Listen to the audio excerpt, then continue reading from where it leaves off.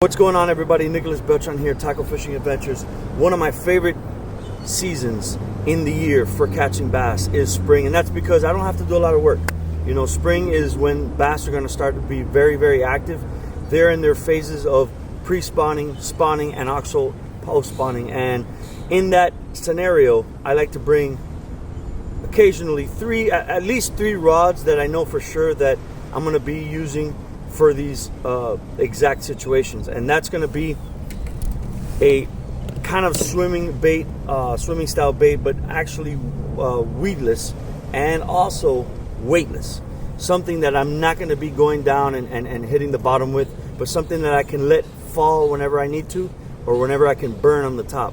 Shallow waters is one of the key things you want to find here in South Florida for bass, especially now when they're spawning and looking for those spawning areas. Those grassy areas, also those rocky bottoms, you want to go with a swim bait. That's what I'm going to be using, and that I got that paired with a spinning bait combo from Handing Fishing.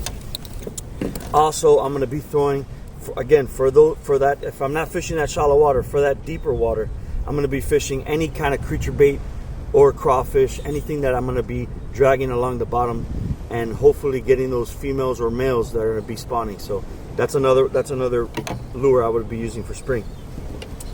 But one of my favorites, topwater. You can't go wrong with topwater.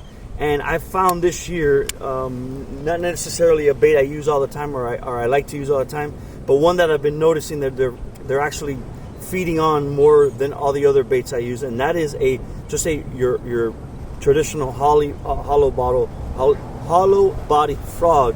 And I've got here this hollow bottle frog, but this is actually a popper, so I can pop it on the top, and I can actually work this as a walking dog bait on the top. So there you go, guys.